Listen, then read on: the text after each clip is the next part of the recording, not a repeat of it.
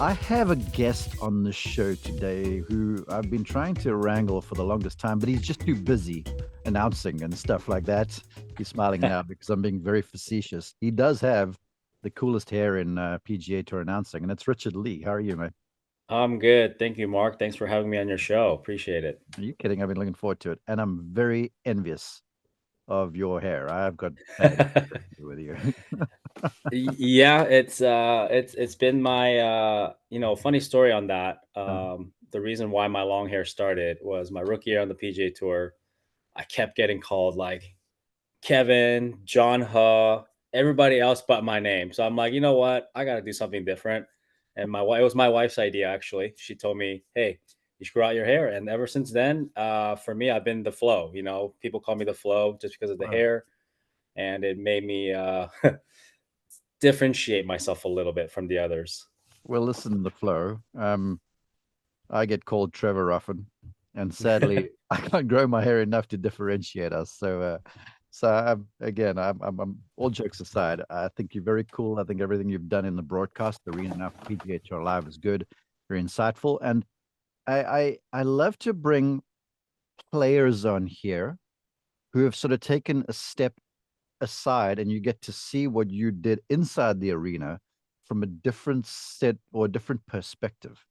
So before I let you introduce yourself, talk about that because all the players I've talked to, as soon as they get to announcing, they're like, dang, did I do that? Or did I act like that? Or tell me if you had these moments now seeing it from an announcer light. Oh, absolutely, Mark. I think there's been plenty of times that I've realized, if I'm putting myself in the shoes of the players that I'm covering, Mhm. sometimes I'm like, man, like it's okay to hit a loose shot. It's okay to hit a shot that's 40 feet away with a wedge in your hand, just because I was guarding against. So I can see these, even the top players that I'm covering, right? Like you see guys like Rory, Scotty, like just being able to pick your part the rounds and knowing that it's okay to shoot away, it's okay to hit a poor shot, it's okay. Just allow yourself to just reimburse in the process of it. Because I think, especially my rookie year on tour, I just felt like coming on tour, I'm in awe of all these players that I grew up watching. Right now. And I'm in the position where I'm like, oh wow, I get to compete with these players. And in my mind, even though I kind of knew, but at the same time, I didn't really know that it's okay to miss a shot. It's okay to hit a bad shot. So that was an eye opener for me. The more golf I cover and, watching the best players in the world kind of navigate through their rounds, I was just like, wow, like, golf is hard. I think we all know that. Mhm. But when you're in the moment as a player inside the ropes, sometimes you almost get like trying to be too perfect, like Yeah. trying to be like absolute when you don't have to be. That's something that was a big eye opener for me when I've been covering. You are now preaching. I want to go here further because you say, and I love these words, it's okay to hit a bad shot. I want to go a little further now to the mentality of it and say, it's okay to be okay with hitting a bad shot because oftentimes, like I see rookies, like when you talk about your rookie year, they come out and you're like, you want to make a splash. And so you feel like you have to do everything perfect. And instead of thinking progression, they think perfection. So then as a result, that bad shot, which is inevitable, almost becomes a bigger thing than what it is. Whereas you watch the guys that have been around the block, they're like, okay, that's going to be fine. I'm going to be all right. No need to panic. Talk about the mindset behind that too. Yeah, no, that's a great point. Because I remember playing with some of the veteran players, Mhm.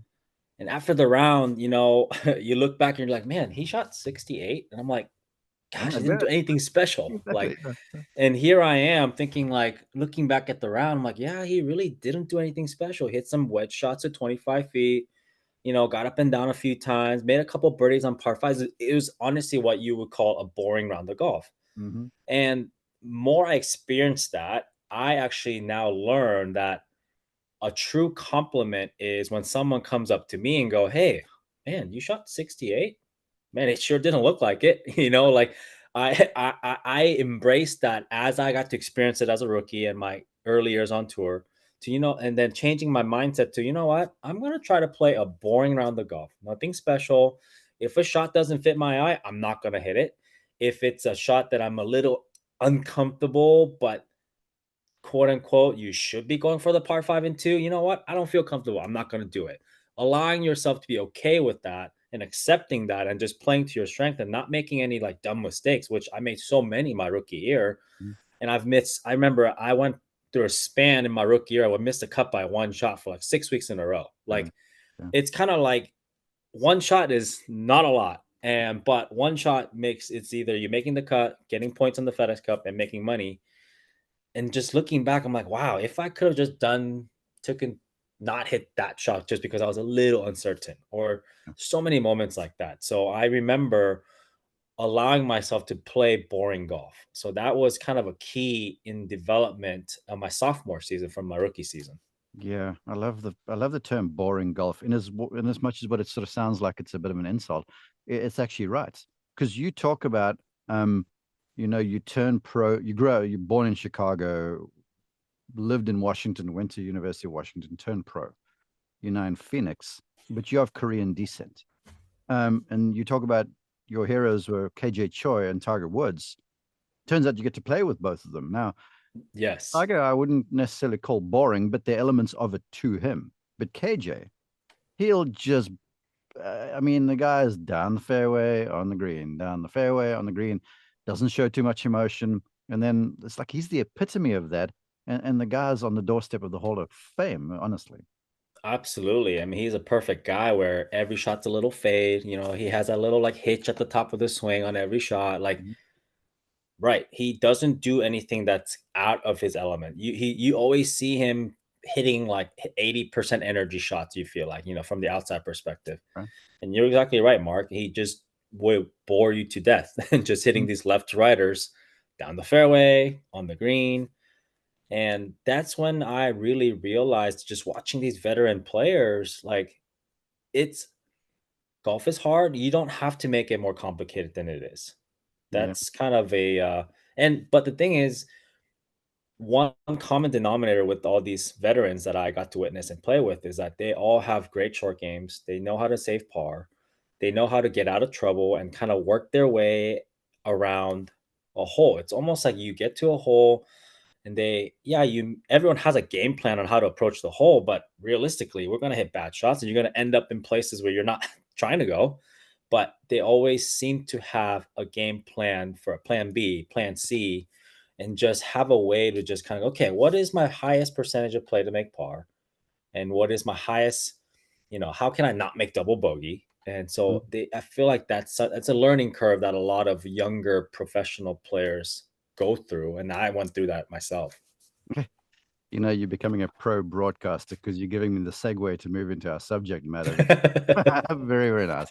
I see what you're doing there, aspirant podcaster.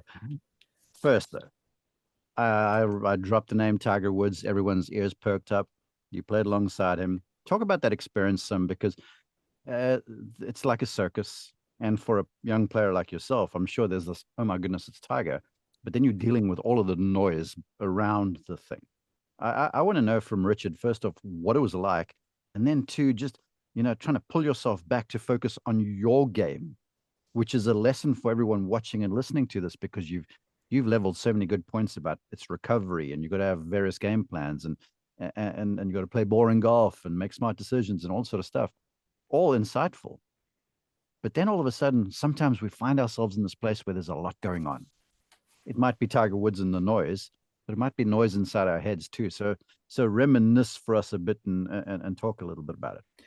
Yeah, I still remember, on the PGA Tour, we get the text message the night before with your tee times for following. Then I got this text message. I'm like, Richard Lee, Tiger Woods, Mhm. Ryan Moore. Ryan Moore is a Washingtonian, so who I'm comfortable with. But then you got that name, Tiger Woods. I'm just like, this was my sophomore season, second playoff event at the FedEx Cup.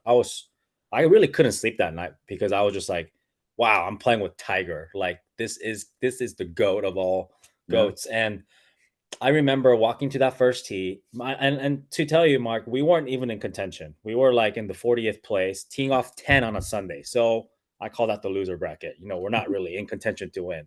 Um, but like both sides of the fairway, seven deep. I mean, it was incredible. Like I expected it to be crazy, but it was crazier than I would expect. All right. Um, and I remember vividly on the first hole, Tiger hits 3 wood off the tee. How nervous Ryan are and you? I'll tell you, leading up to the tee, knowing the anticipation of shaking his hand to, "Hey, Tiger, have a good round today." That was more nerve wracking to me. The Okay. lead up to the introduction, Hmm. because I actually got to meet Tiger a year before, or a couple of years before that, at a college event at Isleworth when we got to play with Stanford, and I got his autograph. This was All like right. 2 years before that. So, and I was so nervous. Tiger was great. He goes, "Hey man, have a good round." That was it. He's wearing a Sunday red. So Tiger hits 3 wood. Ryan and I both hit drivers. So Tiger was the first to hit his second shot. We're all in the fairway. Tiger hits it to a foot. People go crazy. Like, whoa, hits it to a foot. That's what Tiger does. Ryan hits it to like 20 feet. I'm the last to hit. And I'm like, okay, all right. Tiger hit to a foot. I got a wedge in my hand. It's a back left pin. I'm like, all right, Where was this? Which this course? was at TPC Boston. All right. The Deutsche Bank. Hmm. Deutsche Bank, yes. And I'm like, all right, let's hit a good shot here. Like, I got a wedge in my hand. I'm licking my chops. I got like 127 yards. And I just flare this thing way right. I'm just like, oh my gosh. Like, it was a terrible shot, like 40 feet.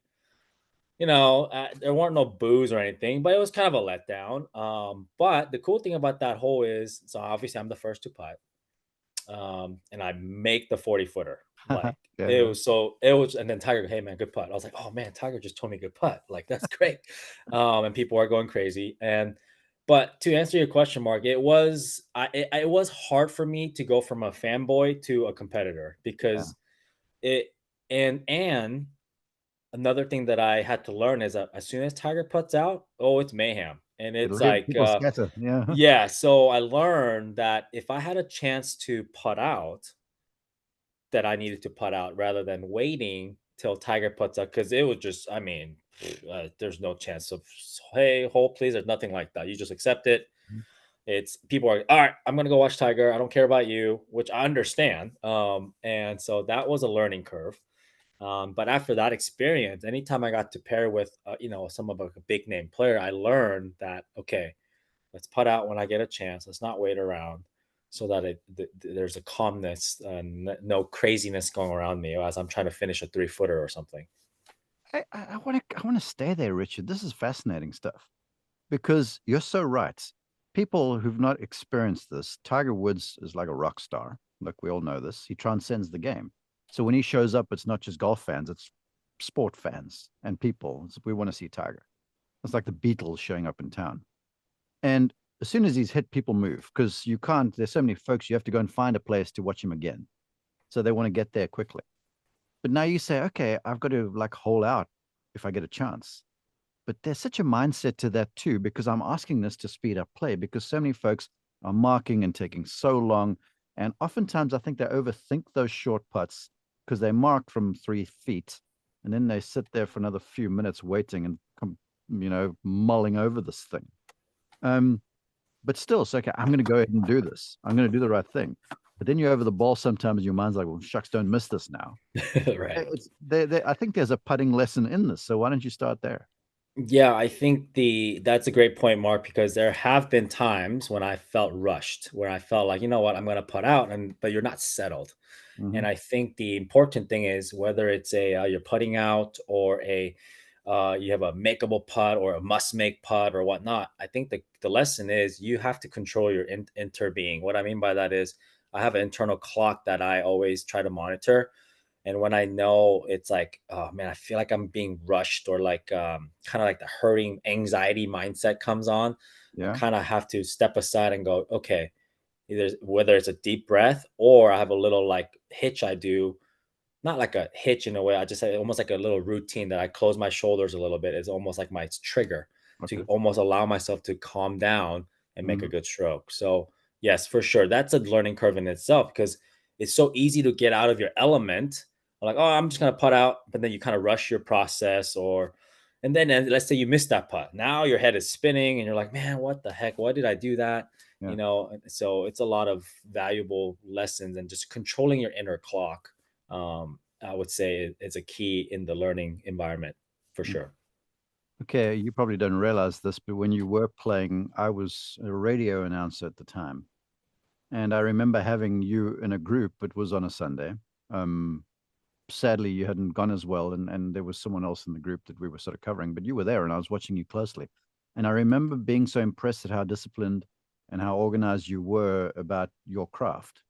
And you talk about, I can see that internal clock now, and I can see the trigger for the focus. Um, so I want you to help us there further, because to me in putting, it doesn't take a whole lot of skill, but holding out, which is crucial to scoring well, it's just a lot of discipline. So speak to the discipline of, taking time to aim properly. And when I don't say get pedestrian about this, but aiming right, having a good mindset, all this sort of stuff. Because if you get over the ball and you're like halfway in, halfway out, you're likely to miss. But you guys at the highest level, when you're putting, there's a real will I'm going to use, where you can see that it's not like I'm getting in here thinking I'm going to miss. There is intent about what you guys are doing when you're holding out. Yeah, that's a great question, Mark, and good insight because I think putting, you know, I wholeheartedly believe that if my preparation is solid in my putting, Mhm. that gives me the green light to be, uh, I would say, like intentional, green light to be very athletic, green light to allow my mind and my instincts to take over. So, what I mean by that is going back to training my aim, training my start line, practicing my speed, green reading, aim, and all that. And that's what gives me the green light to be the way I am. So, meaning in a way, you have to earn the right to play that way. Meaning, when I'm over a putt, my routine is very consistent. I take a couple practice strokes behind the ball, looking at the hole as I take my practice stroke. As I put my putter down, I'm aiming at the point where I'm trying to start the ball. Let's say it's a right to left putt. I got a right edge putt. So I have one look at the right edge of the putt. My eyes come back to the putter. Now my last look is actually not the hole; is where I want the ball to end up. That Yeah. gives me the speed intention of what I want to do. And then I hit the putt.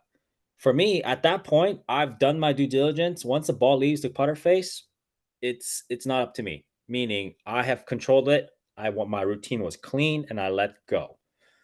So that allows me to have this process, whether it goes in or not, it gives me this feedback. What I mean by that is, let's say, Mark, I hit a putt. I felt like the routine was clean and let's say I missed it. But then I learned why I missed a putt. It's either going to come down to two things: my speed wasn't correct Yeah. or my read was off. But it allows me to think that way, and I can move on to the next putt because I never question my stroke because my preparation is clean. Yeah. I never question, did I pull this putt or push that putt? Allow myself to never go that way. Even sometimes you almost have to lie to yourself to not let your mind go off like that, Mhm. because as soon as you do, you're going to start questioning the technical part and you become very internal. Where in putting, I feel like you have to be very external to be a great putter. Yeah. I have wonderful insight. I want to go further. I need you to help me convince people watching this, because any fan of this show has heard me, ad nauseum about low hanging fruit.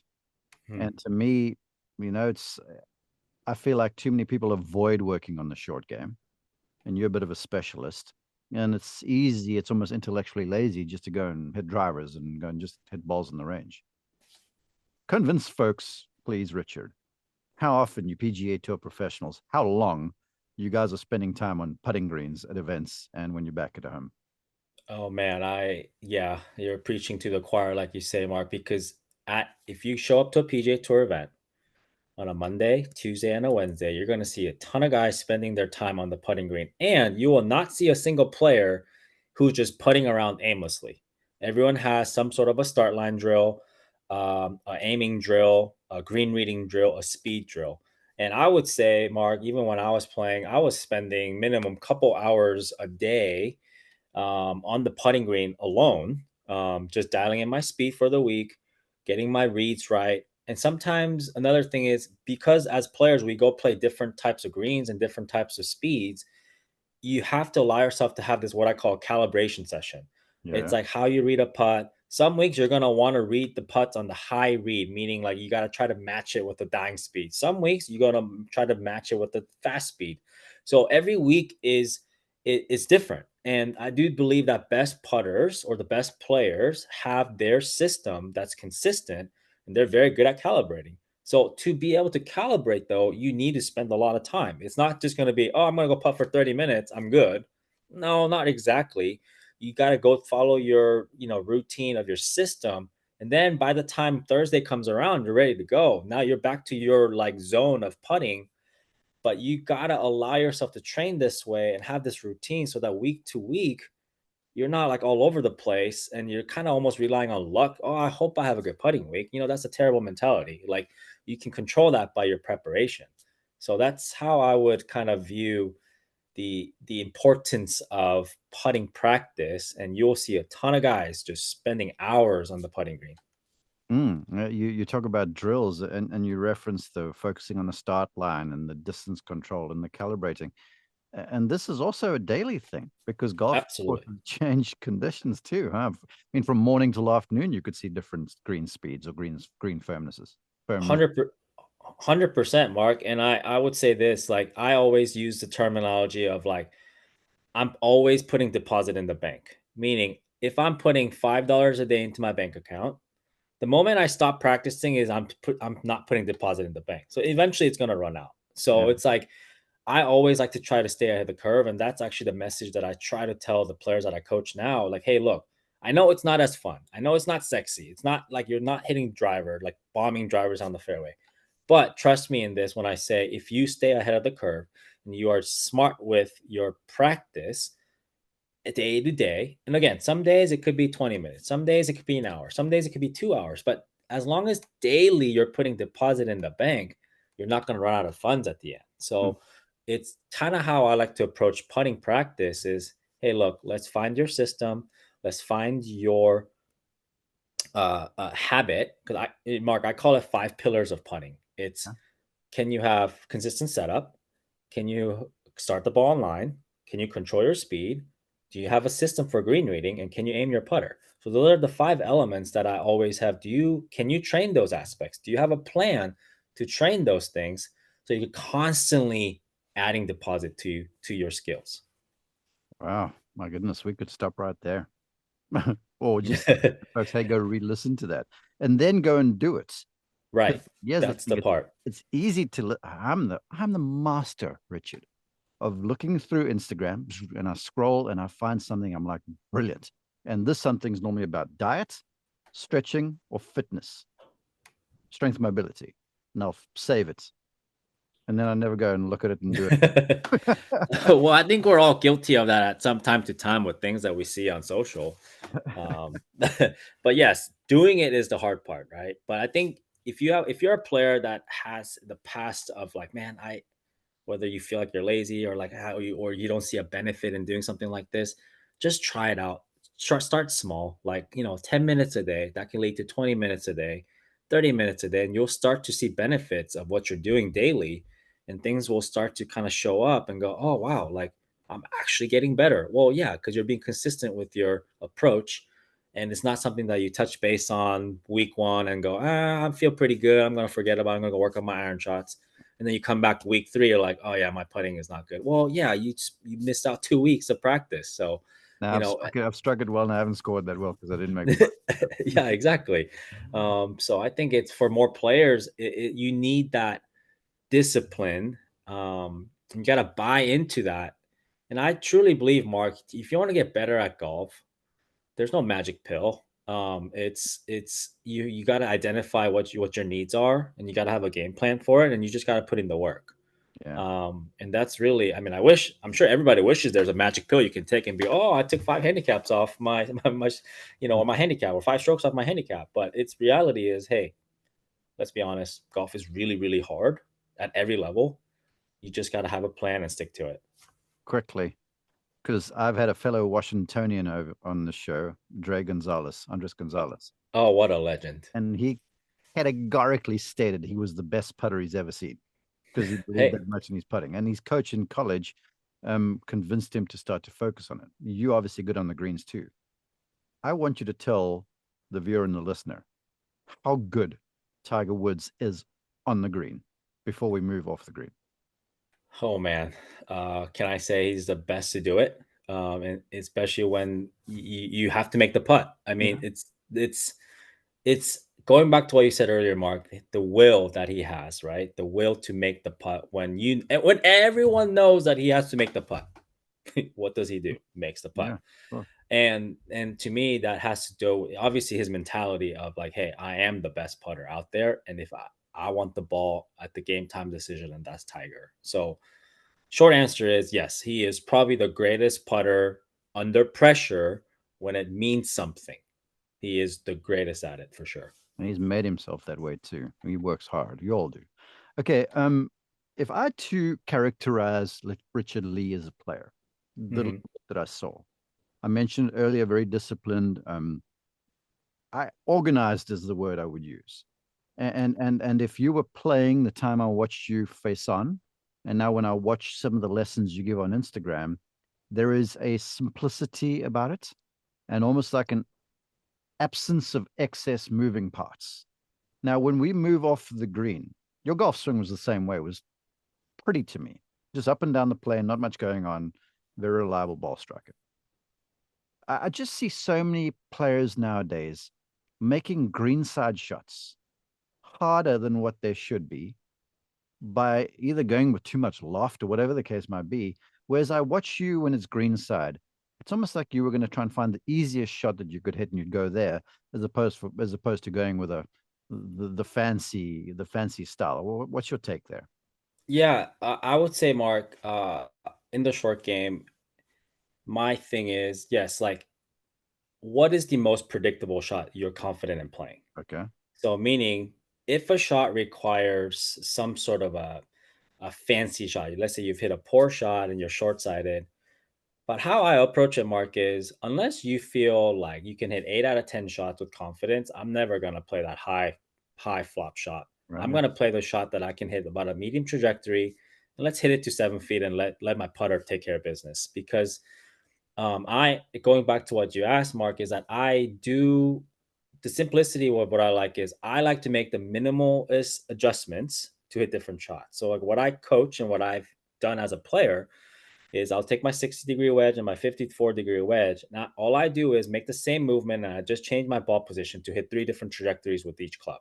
All right. So I'm not trying to make 3 different swings to hit one low, medium, high. My idea is I'm trying to make the same swing with just the minimal adjustments to make the ball come off a little differently. And the Mhm. beauty of that is I find confidence knowing that out of those 3 shots, I know what shot I'm best at, whether it's a low shot, medium shot, or high shot, but also I can play that shot because it's not so foreign to me if I'm in a situation where I'm like, oh, okay, I need something to hide on this. I Mhm. don't do anything crazy in terms of cutting across the ball. I mean, given there are certain Yes. circumstances where that needs to happen, Mhm. but majority of the time, let's say the lie being pretty predictable, that's how I approach short game. Is like let's hit the shot that you know that you can predict the most. I was on the call for a very cool interaction, and I normally do my work on the course. And I love it when I have a chatty player and caddy relationship because I don't have to say that much. Because what they're saying and doing is kind of, listening behind the scenes, looking under the hood, if you will. And there was an interaction in 2024. He was in the midst of shooting 64 around Hilton Head. I'm talking about Scotty Scheffler on Saturday Mm, afternoon. And he was sort of in trouble around one of the greens here. And Ted looked at him, and I heard Ted say, and it came over on the nets, the sound, the mic that we had on the golf course. And Ted's parting shot to Scotty was, he calls him Pro. He goes, Pro, let your putter be the superstar. And Scotty was off the green with a wedge in his hand. And I'm mm. sort of saying this to get your take on this because I felt like it was so smart. Where instead of trying to go fancy, go for the all-out shot, Ted's like, set in there 10 feet. Let's let the putter be the star. And lo and behold, in there to about 8 feet, made it par, and on we go. Made a birdie shortly thereafter. Talk about that too, because I feel like too often the panic sets in for all us golfers. And then we feel like we have to hit this fancy shot where we can get away with just putting something in there to makeable range. And almost instead of, making the must save recovery, the must do recovery, we are avoiding the big error from the scorecard. That is such a that is such a important conversation that you guys got to experience because, and again, Scotty is clearly the number one player in the world. He has all the shots in the bag. But yes, when you're under pressure, when you're in jail, quote unquote, last thing you want to do is compound the mistake. Mm. And the beauty of that statement too, Mark, is that we all know Scotty got up and down, but let's say as a player, I'm over that shot and I know, okay, if I play the low shot, the best I can get is 10 feet. If I hit the high shot, best I can get is 3 feet, but I can also leave myself the same shot. Yeah. So as a player in the circumstance, going back to that analogy of let the putter be the superstar, I also look at it this way. If I hit that shot to 10 feet and I make the putt, that putt is worth shot and a half, meaning it has that emotional mental boost, which not many on a scorecard is going to say par. But to me, I feel like I made birdie walking off that green. So, Yeah. in a way, as a player, if you have the discipline to play the safe shot or the smart shot, and you reward yourself with making that 10-foot putt, Mark, as a player, man, that momentum has completely shifted from a poor shot I just hit to now, oh, you know what? I'm feeling pretty good about this. And boom, you can rattle off a couple birdies. There's a cadence in every round in a tournament round that players go through, but those are kind of the key momentum situations that is such a key, vital key to a good round of golf. And I think Ted obviously knows that as one of Mm. the best caddies in the world. And he used that to get Scotty in the right mindset to go and, complete that round. What you say there is so appropriate. You're right. There's certain saves that kind of spur on little runs thereafter. And I don't care what level of golfer you are. You could be a professional or club golfer. You make that one save, and then you make a few pars afterwards, or the odd birdie, whatever the case might be. And then the momentum of the round changes. And I love that. I want your take here because you've referenced your lob wedge and your sand wedge and how you move ball positions around so you vary trajectory and such. Um, do you advocate, because there's two camps in this when it comes to greenside shots? Like we have a chip shot and a pitch shot. The chip is the low variety. The pitch is more like you're tossing a ball in the air, some more carry, less roll. Um, do you advocate kind of getting good with just two clubs or one club? Or do you go to people, hey, experiment a little bit with a hybrid club and sort of get a bit more variety around the greens? Where do you sit on that? Where I would stand, Mark, right now is the two clubs will be like my main clubs. Right. Meaning, even though I have those two clubs, because I can vary trajectory, essentially those two clubs are six clubs to me. Meaning, because I have three shots with each club with minimal adjustment. But yes, there are times when a hybrid or an 8 iron or 7 iron comes into play. But for majority of the shots, and I think this is pretty common with the modern golfer as well, with the conditions that we play in. Um, I'm a fan of having two clubs, but really though, the key is you have to own these two clubs. What I mean by that is with these two clubs, you better know how to hit those three trajectories and know exactly how the ball comes out every time. Mm-hmm. So I think that's more for like the better player. But if I'm talking to a 15, 20 handicapper, hey, let's get your 9 iron out, 8 iron out. So I'm kind of, I guess, Switzerland on this. Yeah. But for the higher level players, I advocate for just let's own a couple clubs that you know exactly how the ball reacts when the ball lands. I want to. I'm going to spur you on down where you were going there because I don't think enough players, even at the good player level, perhaps not the elites, but they don't consider the speed at which the ball's coming off the face, and not Hmm. necessarily speed in the air, forward speed. And so if you're practicing with straighter face clubs, it's almost like you can learn a bit more feel, Hmm. and it helps you calibrate your swing size. Because when I've watched some of your footage, I see like it's not like you have a swinging above your shoulders or anything like that with a club head. It's kind of below your waist, club head sort of around or below your hands most of the time. But you can see the ball coming off in different trajectories, and then the speed at which it comes off because of the less or the more loft. Right. And I would say understanding and learning the rhythm and the cadence of how that influences the speed of the ball, how it comes out is a crucial element in like kind of getting better at the pitching, just understanding the wedge. So what I mean by that is, Mark, if I have like let's say I'm holding an egg and I'm gonna toss it to you, Mark, like an underhand toss. But like reality is, if I throw this hard at you, if you catch this, it's gonna crack. Yeah. But like when you have a nice soft underhand toss, people use their body and their legs and can have a little soft toss. And understanding that versus if I just go like this and just throw the egg, it's like there's a difference between how the egg's gonna come off my hand. So even with the wedges, learning how the body support the movement of the big muscles. Because people think, oh, big muscles, ball's gonna go really far and it's gonna take off. Actually, in reality, if you actually use the big muscles with good rhythm with the hand, the ball could actually come out softer. So Yeah. that it's almost like backwards, right?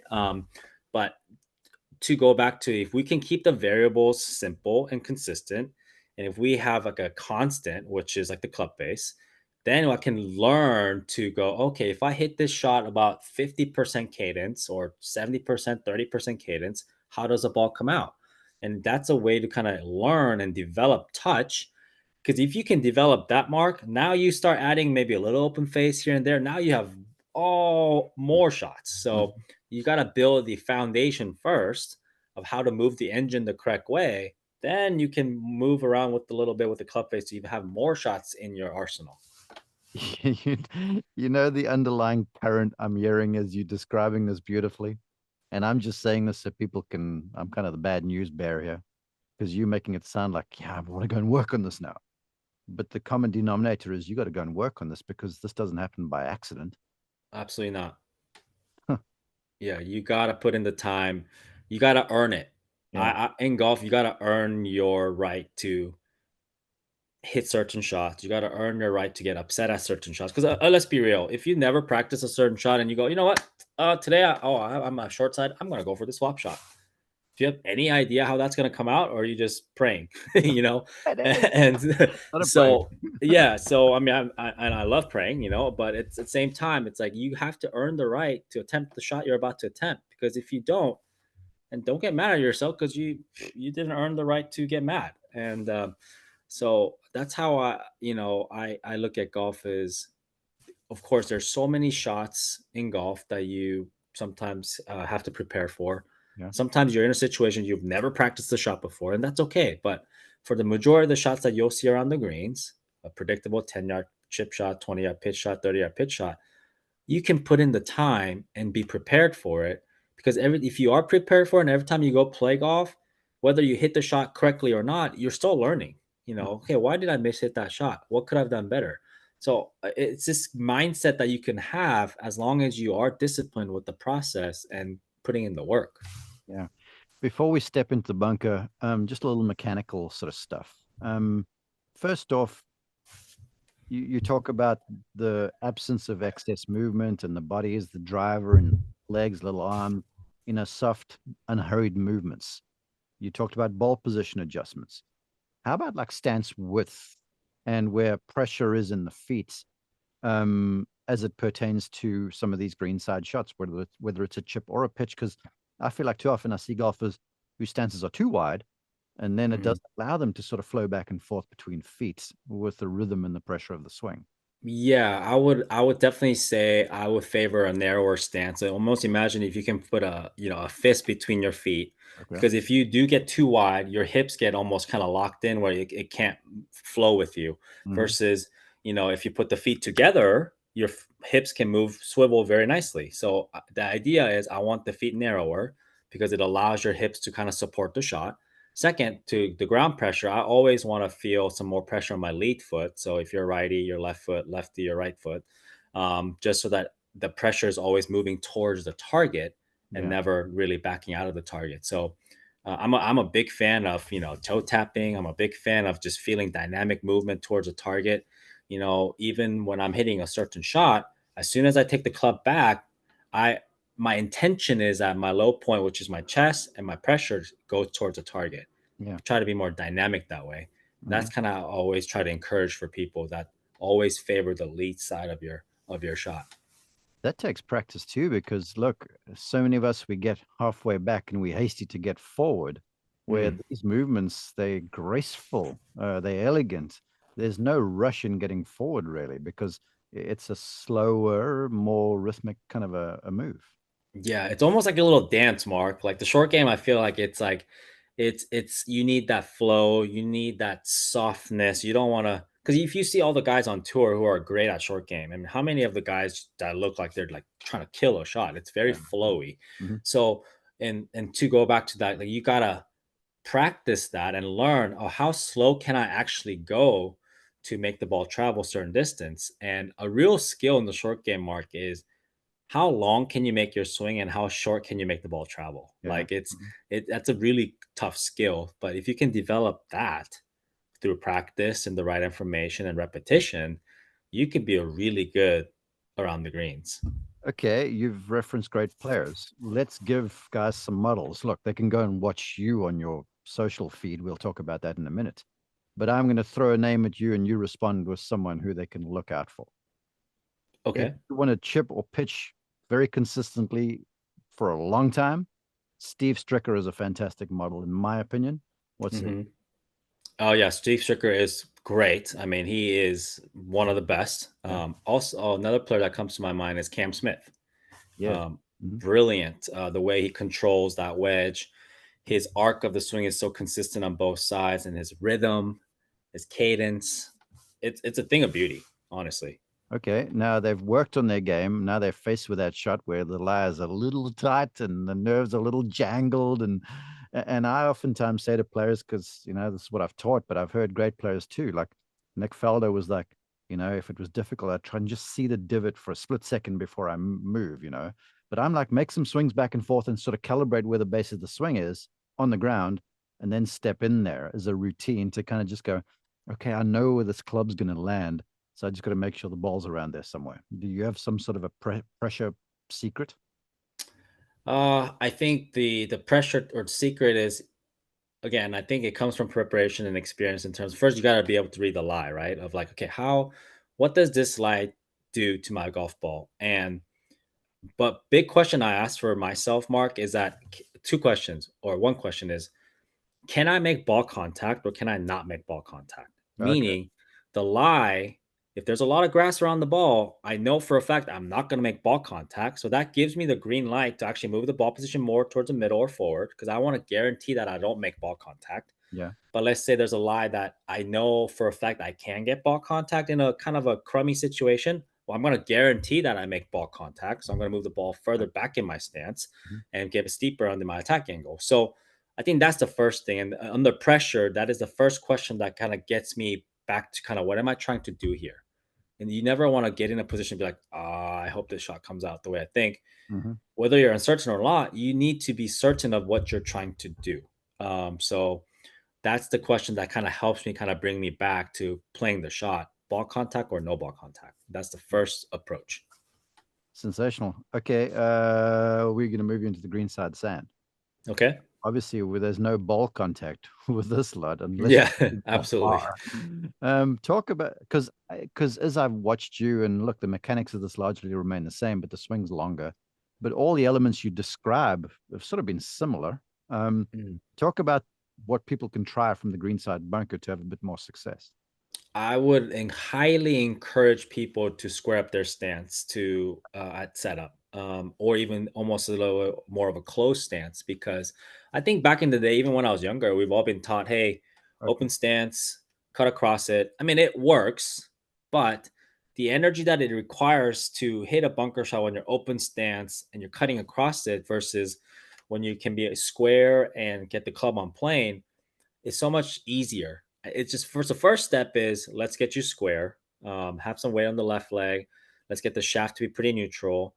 But the square and just getting your mind around the fact that I can be square to closed even, and I can still deliver the club plane on a better plane versus if I'm open and cutting across it, there's so much energy lost there. Hmm. And even also when you hit the ball that way, when the ball lands, it spins sideways versus when I'm square or to even close, I can line that club up at impact where the ball comes out with a lot of spin, but it's much more predictable in how it behaves Yeah. once it lands. So first thing I will tell amateurs is, hey, let's try squaring up their stance first. That's where I will start. Hmm.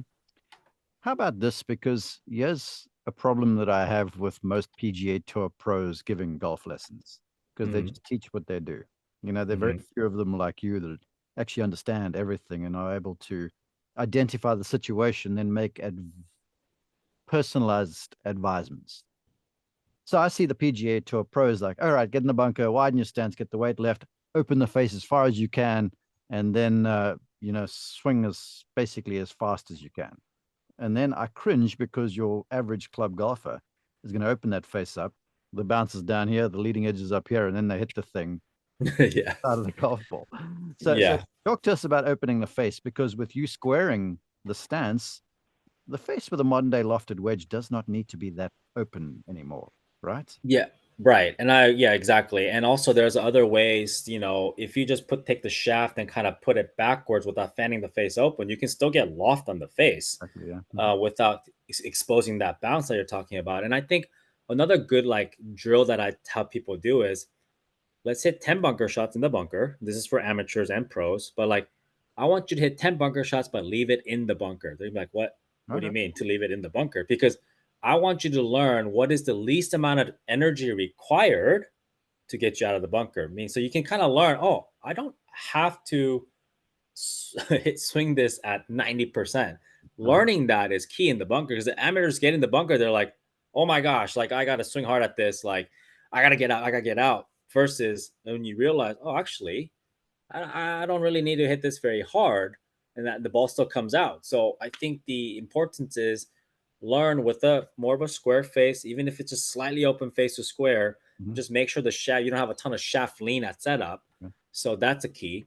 And just learn to kind of, okay, let's hit some bunker shots, leave it in the bunker, 10 shots. Yeah, you may look foolish. Someone might be looking at you from the practice room. Hey, this guy's terrible at bunker shots. Okay. But it's a You're right. way How does to, it feel? yeah, exactly. You gotta get the what does it feel like to keep it in the bunker? Oh, okay. Now if I can add a little bit more energy or a little bit bigger swing, I can get out. Oh, okay. There's my least amount of energy required to get out. So it's just a learning process. Everything is a process. I love that. It's a nice variation on something I oftentimes recommend for someone who's really struggling. And I'll say to them, hey, I want you to hit the sand right over here. So I draw a line in the middle of the sand stand. I'm like, land the club there, but I want you to hit the sand and propel the sand onto the green. And then if they're too diggy, they can't do that. If they don't hit the sand at all, obviously they can't do that. So they commit to the landing spot. But then, even though they're going smoothly to your observation, they're going through completely to lift the sand onto the green. What do you think? Yeah, no, I think that's a great visual too, and Mark. And one other thing that I encourage people in the bunker, and this is a scary thought for most, is as you hit the shot, you need to get taller through the shot. Meaning, like, I want you to get tall, allow the club to bottom out, and like you said, toss it out of the sand. That is a scary thought for most amateurs because they're like, oh my gosh, if I stand up, I'm gonna blade this thing and go.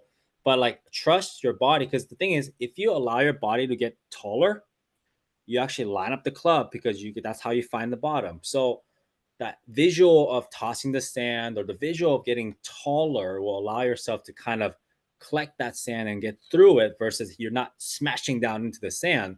Because if you smash it into the sand, you're not going to be able to get tall through the shot. You're just going to kind of get stagnant and just jab it at the ground, which a lot of amateurs do.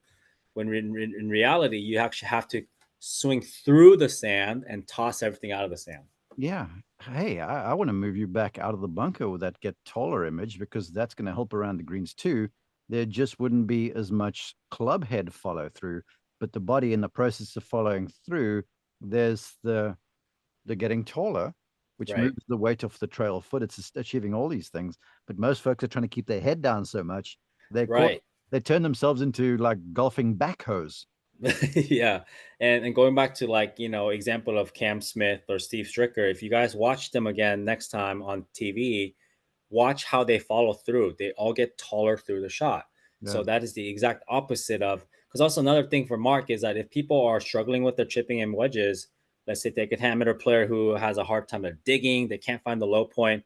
I promise you, most of them are taught to, all right, keep the head down because my contact sucks. Let's make sure I get good contact but or like let's hold the angle. What happens is that you're shortening the club, which forces you to kind of stay down to the ground. So it's like if you change your mindset to, you know what, let's get tall and then let's find the ground with that, then you're going to allow yourself to let your instincts kind of take over and kind of start lining the club to the bottom.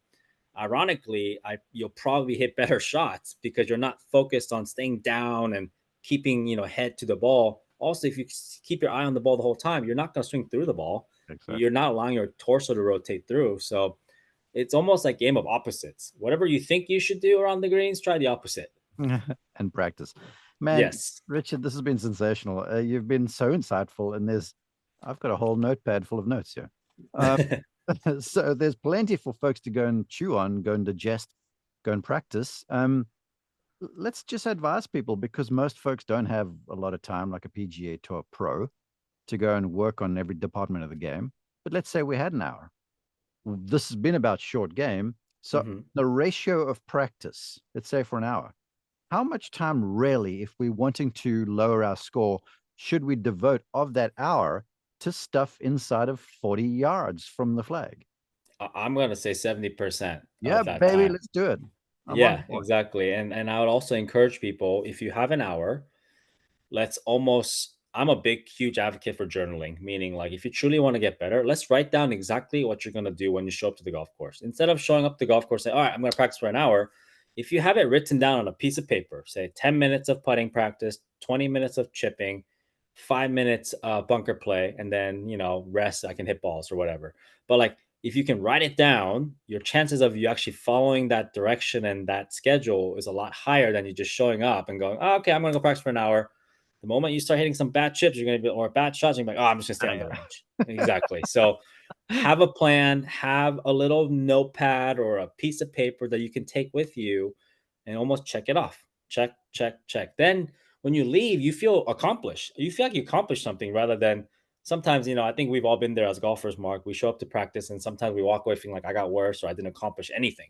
In reality, though, if you have a little checklist, like, okay, the 10 minutes of putting setup practice, 20 minutes of my bunker play practice, boom, boom, boom, done. I feel good about it. I can move on.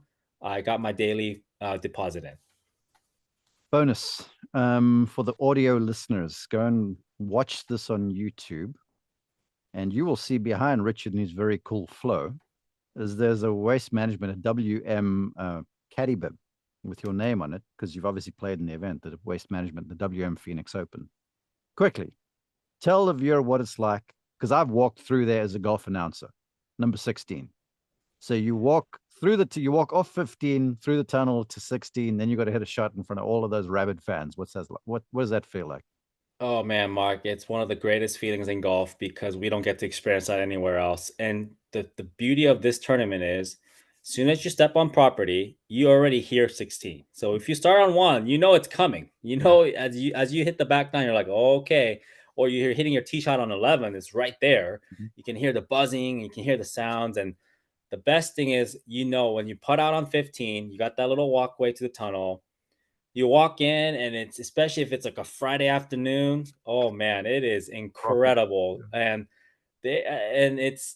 I tell people, if you're in between clubs, you're always got to go with the shorter club because your adrenaline is just pumping. And that's another thing about that hole. It's like every golfer feels that extra juice. And I've always gone with one less club on that hole. So just so that, because I know I'm hitting extra 7-8 yards with the club just because of the adrenaline and the energy, and it's incredible. Okay. How many times have you played the hole? I played that tournament 4 times. So let me do the math. I made the cut twice and missed the cut once. So maybe 10 times. Yeah.